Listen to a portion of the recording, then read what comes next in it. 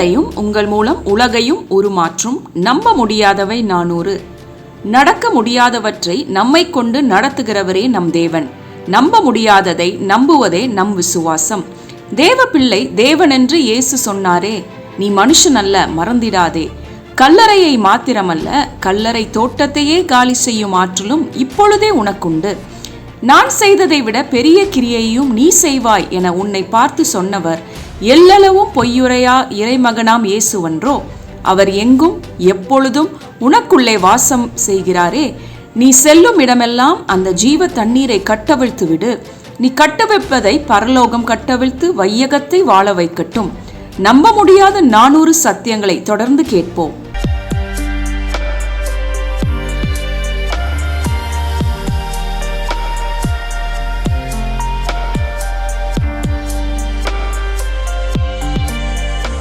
சத்தியத்தையும் அறிவீர்கள், சத்தியம் உங்களை விடுதலையாக்கும் என்று திருவாய் மலர்ந்த திருமகனாகிய கிறிஸ்து இயேசுவின் உன்னத நாமத்தினாலே என்னுடைய வியூவர்ஸ் அத்தனை பேரும் வாக்கு பண்ணப்பட்டுள்ள அத்தனை நன்மைகளையும் சுதந்தரித்து நாம் ஆராதிக்கிற தேவனே என்று உலகத்திலே ஒரே தேவன் என்று வையகத்துக்கு நீங்கள் காண்பிக்க போகிறீர்கள். ஹல்லேலூயா. 337வது நம்ப முடியாத சத்தியம், அத்துமீறு அதிசயங்களை காண்பாய். ரொம்ப இன்ட்ரெஸ்டிங்கான ஒரு டாப்பிக்கை தேவனுடைய ஆவியானவர் நம்மோடு கூட பகிர்ந்து கொள்ள போகிறார். அங்கே மீகா 7வது அதிகாரம் 15வது வசனத்திலே நான் வாசிக்கிறேன் பாருங்க. உன்னை அதிசயங்களை காண செய்வேன். ரைட். தேவாதி தேவனுடைய குணநலன்களிலே முக்கியமானது ஒன்று என்னன்னா, நம்மை அதிசயங்களை நம் மூலமாக செய்து தேவனுடைய வார்த்தையை உறுதி செய்வது அவருடைய வே ஆஃப் ஃபங்க்ஷனிங் அல்லது கிங்டம் பிரின்சிபல். தம்முடைய பிள்ளைகள் மூலமாக பலத்த அற்புதங்களை செய்து இஸ்ரவேலிலே ஒரு தேவன் உண்டென்று உலகத்தாருக்கு பறைசாற்றுவது. அப்போது ஏன் இந்த தலைப்பு அத்துமீறு என்று சொல்லி ஏன் இதற்கு தலைப்பு கொடுத்தோம் என்றால், தோல்வியை ஏற்றுக்கொள்ளாதே, எதிர்மறையான சூழ்நிலைகளை ஏற்றுக்கொள்ளாதே. பல சான்றுகளை பழைய மற்றும் புதிய ஏற்பாடிலிருந்து தேவனுடைய ஆவியானவர் நமக்கு கற்றுத்தரப்போகிறார் பாருங்க. முதலாவது எக்ஸாம்பிள் யார் எடுக்கலாம்? காலேப் யோசுவாவை எடுப்போமா? ஐயா, அவுட் ஆஃப் 2 மில்லியன் பீப்புள் 99.999% ஒரு ஃபேக்டை நம்புகிறாங்க, ஒரு தோல்வியை நம்புகிறார்கள். சத்துருக்கள் எவ்வளவு பலத்தவர்கள் என்று பேசுகிறாங்க. அந்த சூழ்நிலையை மத்தியிலும் காலேபு யோசுவாவும் அதனால் அதை ஏற்றுக்கொள்ளவே முடியலைங்க, பொறுத்து கொள்ளவே முடியல. எந்த அளவுக்கு அவர்கள் வேதனைப்படுறாங்க, எந்த அளவுக்கு அத்துமீறாங்க தெரியுமா? தான் சட்டையே கிழிச்சுக்கிட்டாங்க. இது சப்ப மேட்டர்டா. அவர்கள் ராட்சதர்களாக இருக்கலாம், ஆனால் அவர்கள் நமக்கு இறையாவார்கள். இப்படி முட்டாளா இருக்கிறீர்களே. சொன்னவர் சாதாரண மனுஷனா சொன்னாரு? நீ கட்டாத பெரிய பட்டணங்கள், நீ நிரப்பாத சகல வஸ்துக்களால் நிறைந்த வீடுகள், நீ நடவாத தோப்புகள், நீ நிரப்பாத என்னது, நீ தோண்டாத துறவு, பால், தேன், நலம், விசாலம் எல்லாத்தையும் வைத்திருக்கிறேன்னு சொல்கிறாரு. ஆனால் கண்ணுக்கு தெரியல, ஃபிசிக்கல் கண்களுக்கு தெரியல. ஃபிசிக்கல் கண்ணுக்கு என்ன தெரியுதோ அதை நம்பி 20 லட்சம் பேர்களிலே 19,99,998 பேர் எதிர்த்து நிற்கிறாங்க. ஆனால் அங்கே சத்தியத்தை அறிந்த அல்லது அற்புதங்களை நம்பின அல்லது சூப்பர் நேச்சுரலை பிலீவ் பண்ண காலேபு யோசுவாவை என்ன செய்தார்கள் என்று நான் உங்களுக்கு வாசிக்கிறேன் பாருங்கள். எண்ணாகமம் 14வது அதிகாரம் 6வது வசனம். 14:6 of the book of Numbers I shall read for you. தேசத்தை சுத்தி பார்த்தவர்களில் நூனின் குமாரனாகிய யோசுவாவும் எப்புன்னேயின் குமாரனாகிய காலேபும் தங்கள் வஸ்திரங்களை கிழித்து கொண்டு, யோசிக்கிறீங்களா அருமையானவர்களே? அவன் ஏற்றுக்கொள்ள ரெடியாகவே இல்லை. எல்லாரும் முடிவு பண்ணிட்டேன், எப்பா இனிமா we cannot march forward, let us take U-turn and go back to Egypt. எல்லாரும் ஒரு தலைவனை ஏற்படுத்தி என்ன செஞ்சிருவோம்?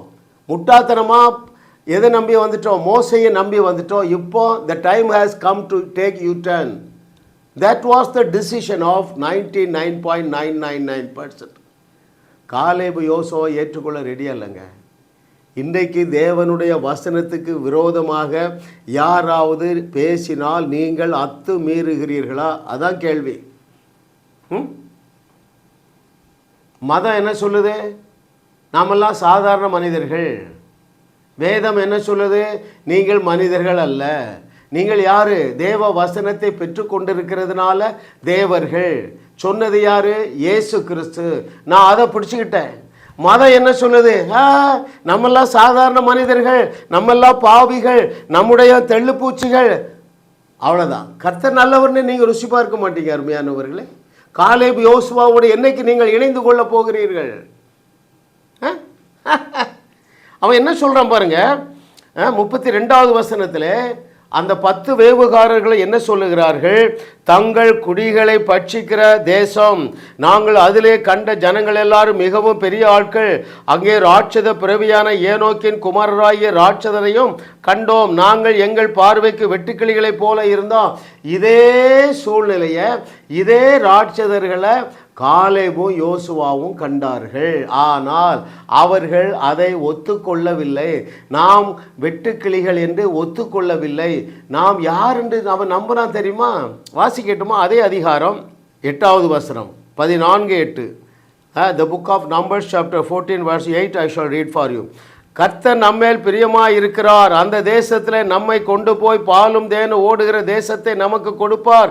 9வது வசனம் பாருங்க. அத்துமீறுகிறவர்கள் இப்படி தான் பேசுவாங்க. கர்த்தருக்கு விரோதமாக மாத்திரம் கலகம் பண்ணாதீர்கள். அந்த தேசத்தின் ஜனங்களுக்கு நீங்கள் பயப்பட வேண்டியதில்லை. அவர்கள் நமக்கு இரையாவார்கள். ஹல்லேலூயா, ஹல்லேலூயா. அவன் சொல்றான் பாருங்க, கர்த்தர் நம்மோட இருக்கிறார்ப்பா. ஐயா, El Shaddai God is with them. அந்த சர்வ வல்லமையுள்ள தேவன் இஸ்ரவேலர்கள் ஜனங்களோடு கூட தான் இருந்தாருப்பா. இதை கேட்டுக்கொண்டிருக்கிற அருமையான தேவர்களே, இப்பொழுது தேவன் எங்கே இருக்கிறாரு? உனக்கு உள்ளேயே இருக்கிறாரே. ஏன் தோல்வியை கண்டு மிரண்டு போயிருக்கிறாய்? ஏன் சத்துருக்களை கண்டு பயந்து போயிருக்கிறாய்? காலேபு யோசுவாவோட எப்பொழுது சேர்ந்து கொள்ள போகிறீர்கள்? எல்லாரும் சொல்லாங்க. அடுத்த ஆட்சி எல்லாம் இப்படி இதை எடுத்துக்கொள்வோமா? கிரிக்கெட் மேட்ச் நடந்தது இல்லை, எல்லாரும் என்ன சொன்னாங்க? உங்களுக்கே தெரியும். காரியம் மாறுதலாய் முடிந்ததா இல்லையா?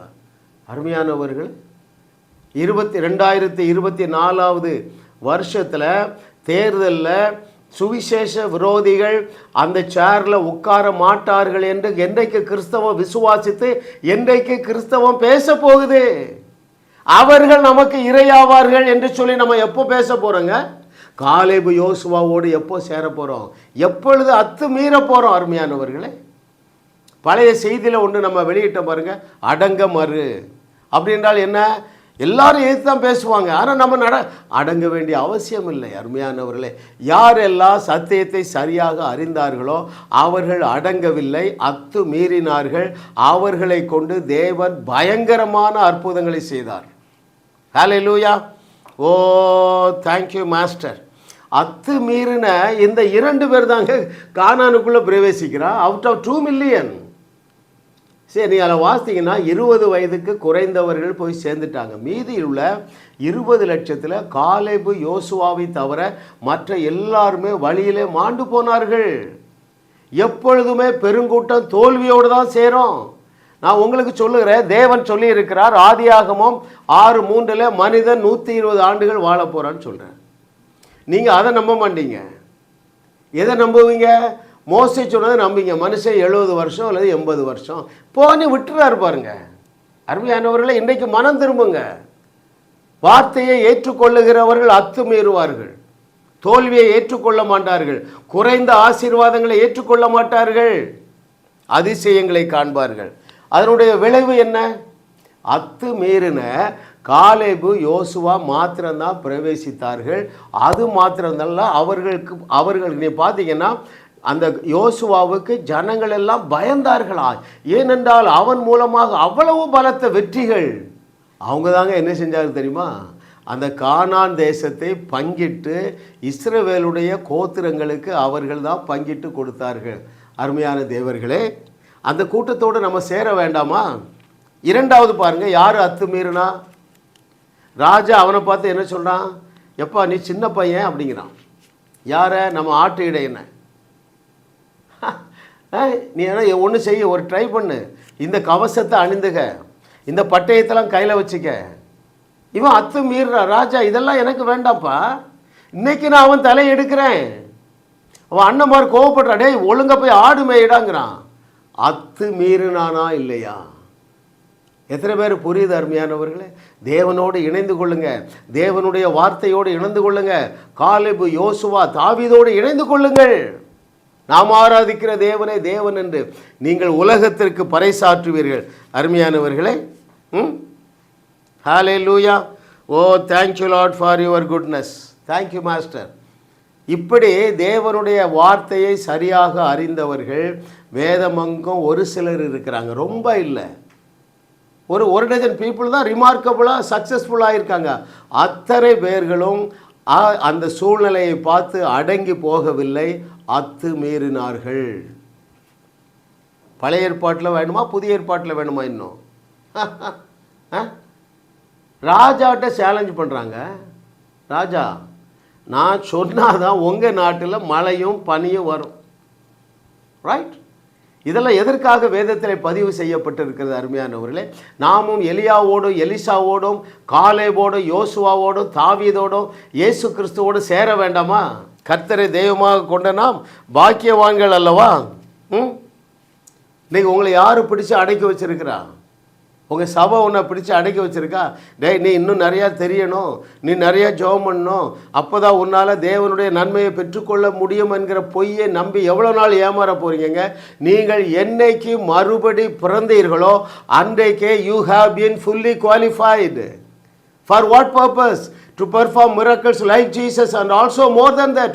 இயேசு கிறிஸ்து செய்தவைகளை செய்து அதைவிட பெரிய அற்புதங்களை செய்து தேவனுடைய வார்த்தையை இந்த பூமியிலே உறுதி செய்வதற்கு எனக்கு அருமையான தேவர்களே, நீங்கள் எல்லாரும் முற்றிலுமாக தகுதியாக்கப்பட்டிருக்கிறீர்கள் என்பது மாத்திரமல்ல, முற்றிலுமாக வல்லமைப்படுத்தப்பட்டு இருக்கிறீர்கள். அதனால தான் இயேசு சொன்னார், நான் செய்ததை விட பெரிய அற்புதங்களை செய்வீர்கள். ஹல்லேலூயா. எவ்வளோ பெரிய பாக்கியம் அருமையானவர்களே! கர்த்தரை தெய்வமாக கொண்ட ஜனம் பாக்கியவான்கள். ஏனென்றால் அவர்கள் கர்த்தர் செய்யக்கூடியதை செய்வார்கள். மனிதன் செய்யக்கூடியதை மாத்திரமல்ல, மனிதனால் செய்ய முடியாததை தேவனால் செய்யக்கூடியதையும் அவர்கள் செய்வார்கள். அவர்கள் அத்து மீறுவார்கள், பாரம்பரியத்தை அத்து மீறி மிதிப்பார்கள். ஹல்லேலூயா. ஓ thank you Lord for your goodness. விளைவு என்ன?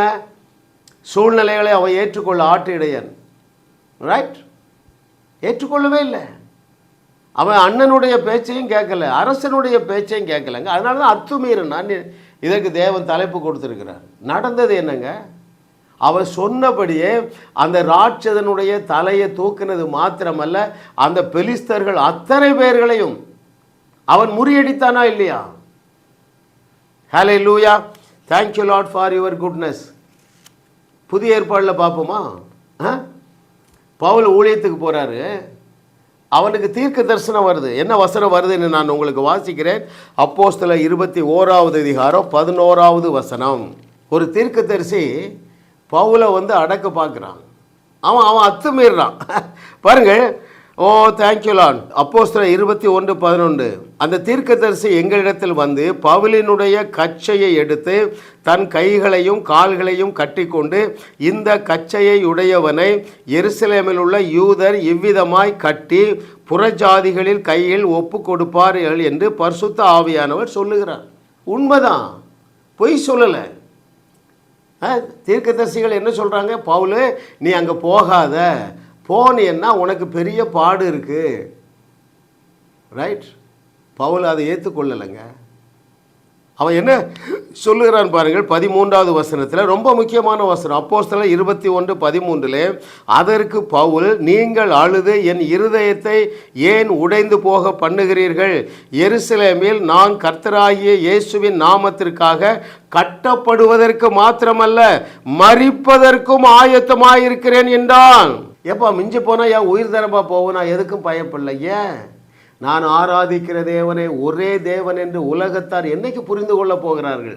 அருமையானவர்களே, கர்த்தர் உங்களுக்கு ஒரு பிரகாசமுள்ள மனக்கண்களை தந்தருளுவாராக. அவன் மீறினதுனால நடந்தது என்ன, அதான் முக்கியம். என்ன, வாட் இஸ் த ரிசல்ட்? எல்லாரும் அவனை அடக்க பார்க்குறாங்க. 14வது வசனம் சொல்லுது பாருங்க, 21:14. Acts, the book of Acts chapter 21 verse 14. அவன் சம்மதியாதபடியினால, யாரு? பவுல் அப்போஸ்தலன் மீறினதுனாலே கர்த்தருடைய சித்தம் ஆக கடத வந்து எல்லாரும் உட்கார்ந்துட்டோம். இவன் சொன்னா கேட்க மாட்டான், கீழ்ப்படிய மாட்டான். என்ன செய்வான்? இந்த கோலியாத்து தலையை எடுப்பான். ரைட்? நடந்தது என்னங்க? அன்றைக்கு அந்த தீர்க்கதரிசிகளுடைய ஆலோசனையை கேட்டு இவன் அடங்கி போயிருந்தால் எருசலேம் துவைக்கு இல்லிரிக்க வரைக்கும் சபைகள் நாட்டப்பட்டு இருக்கிறாது. அவன் பயணத்தில் அவன் எழுதினான் பாருங்க 12 புஸ்தகங்களை. எப்படிங்க எழுதியிருப்பான்? மீறினால தான் அவனை தேவன் பயன்படுத்த முடிஞ்சது. ஹல்லேலூயா. ஓ தேங்க்யூ மாஸ்டர். இதை கேட்டுக்கொண்டு இருக்கிற தேவர்களே, உங்கள் மூலமாக பலத்த அற்புதங்களை செய்யும்படியாக தேவன் இந்த செய்திகளை கேட்கக்கூடிய வாய்ப்பை தந்திருக்கிறார். ரைட்? நீங்கள் என்ன செய்யணும்? வேதத்தை ஒழுங்காக தியானிங்க. இந்த சென்ஸ் நியூ கவர்னன்ட் ஸ்பெக்ஸை போட்டு வாசிங்க. அது என்ன செய்யும்? நல்ல வசனங்களை மாத்திரம்தான் காட்டும், கெட்ட வசனங்களை காட்டாது. அது இல்லையா கெட்ட வசனம்? இயேசு சொன்னார் இல்லையா, வேதம் சொல்லுகிறது இல்லையா, உபாகமத்தில் என்ன சொல்றாரு? மரணத்தையும் வச்சிருக்கிற, ஜீவனையும் வச்சிருக்கிற, தீமையையும் வச்சிருக்கிற, நன்மையையும் வச்சிருக்கிற, இன்பத்தையும் வச்சிருக்கிற, துன்பத்தையும் வச்சிருக்கிற. நீ எது வேணுமோ எடுத்துக்கொள். இப்போ நான் சில வசனங்களை உங்களை எடுத்து காட்டுறேன் இல்லையா? இப்படிப்பட்ட வீர வசனங்களும் இருக்கின்றன. வேற என்ன வசனம் இருக்கு? உங்களுக்கு உபத்திரம் உண்டு, வச்சுக்க, உபத்திரத்தோடு வாழு. நான் எதை நம்புகிறேன் தெரியுமா? யாக்கோபு சொன்னது நம்புகிறேன். என்ன சொல்கிறேன்? அவர் என்ன சொன்னார்? ஒருவரையும் தேவன் தீங்கினால் சோதிக்கிறவர் அல்ல. அவ்வளோதான். வாழ்க்கையில் எங்களுக்கு தீங்கே இல்லைங்க. அதனால தான் நாங்கள் ஊழியம் செய்கிறோம். Basically we all are business people, business community. தேவன் எங்களுக்கு அந்த பிரகாசமுள்ள மனக்கண்களை தந்தருளினார் பாருங்க.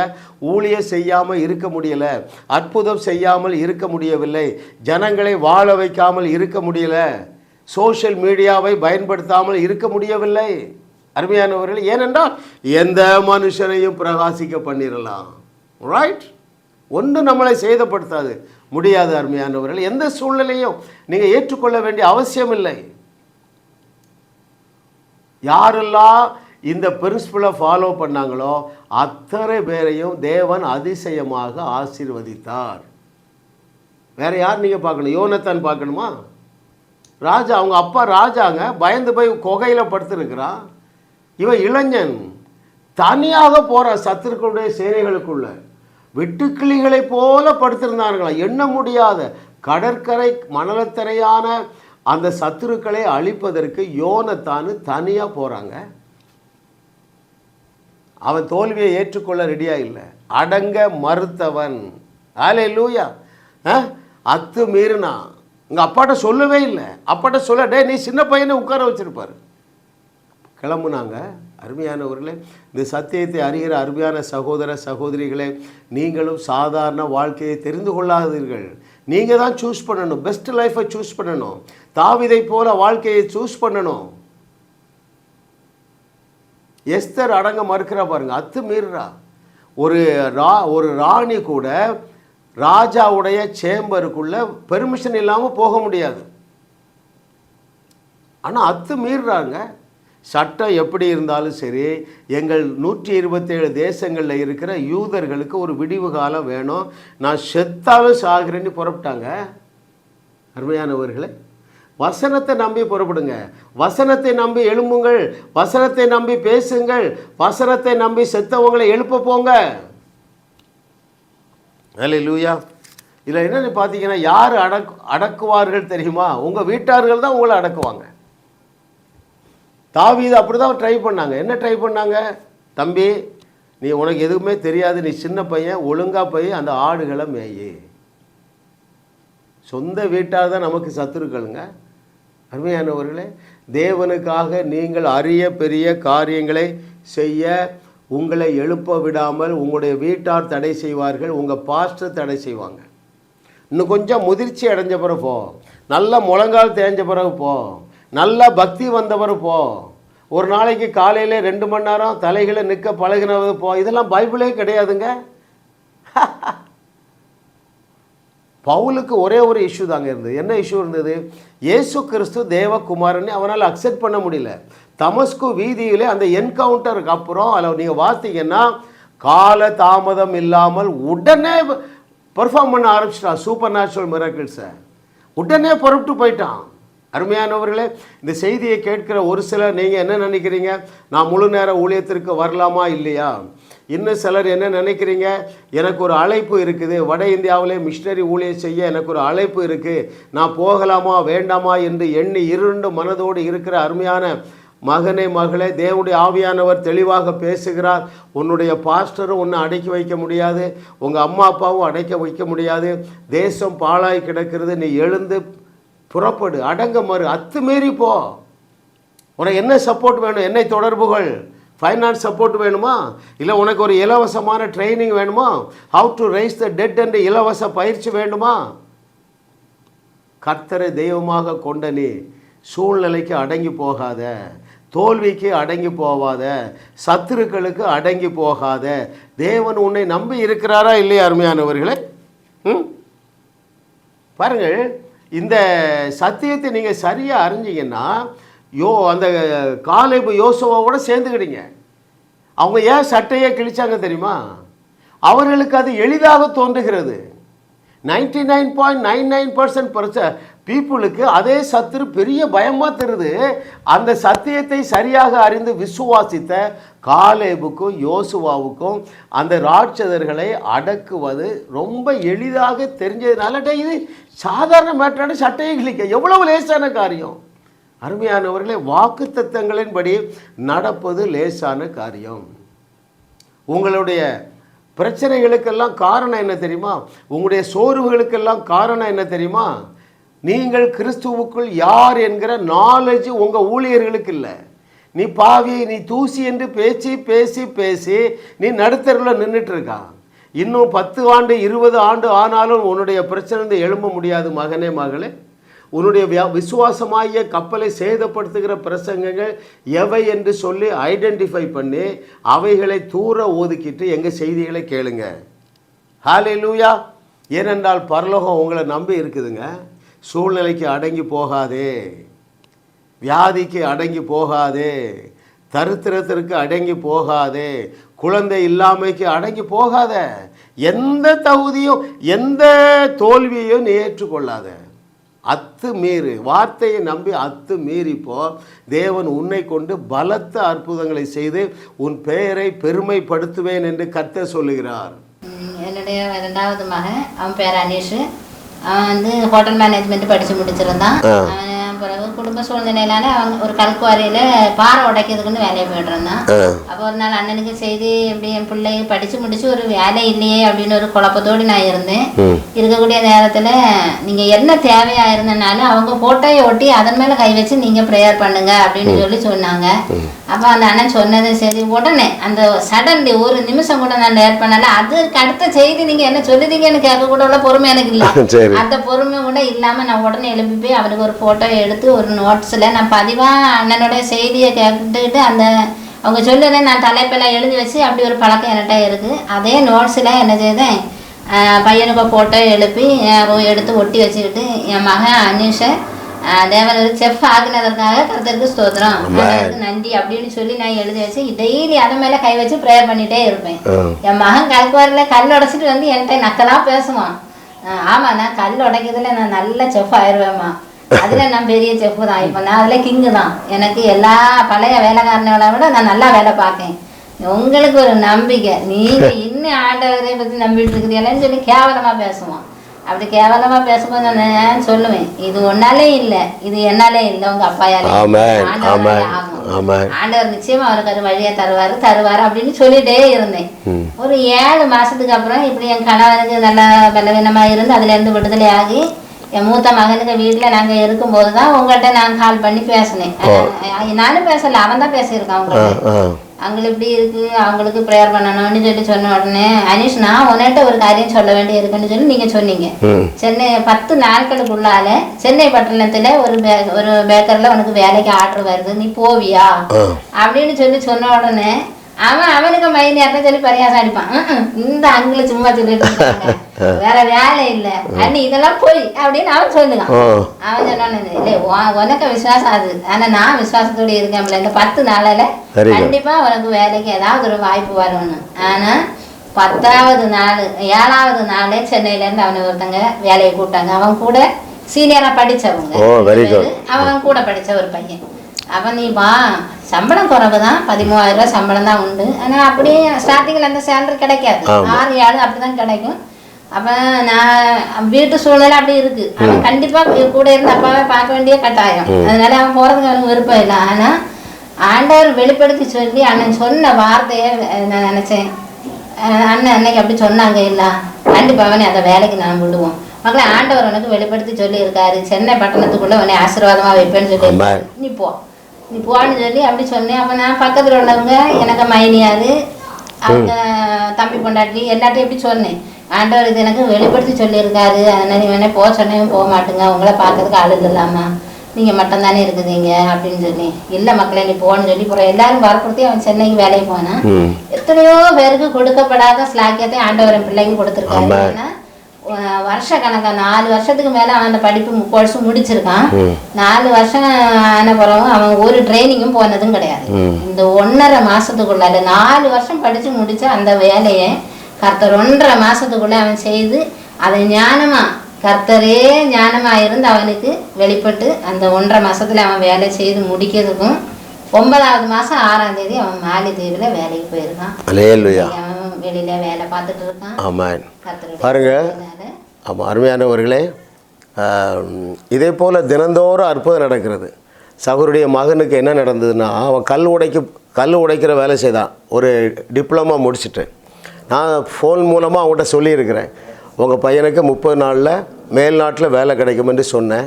அதை அந்த தம்பி கிண்டல் பண்ணியிருக்கிறான், இம்மா கல் உடைக்கிற வேலையே கிடைக்குமானுங்க, எப்படி மேல்நாட்டில் வேலை கிடைக்கும்?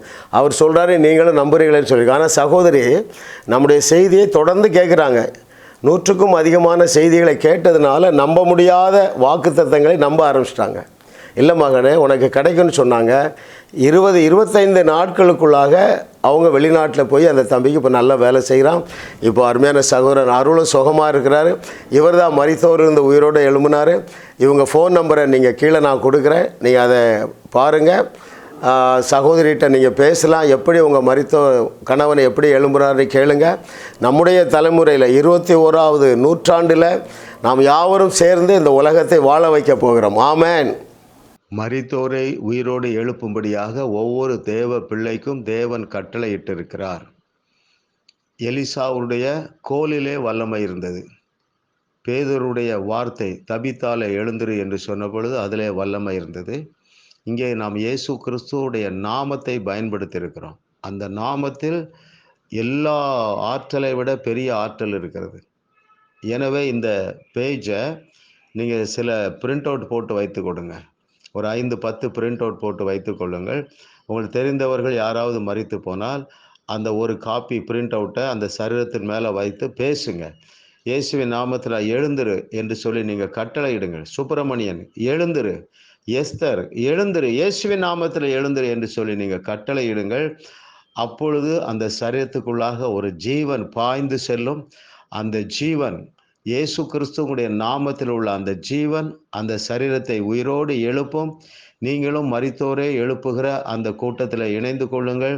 தேவனுடைய நாமம் உங்கள் மூலமாக மகிமைப்படும் என்று கர்த்தர் சொல்லுகிறார். ஆமென்.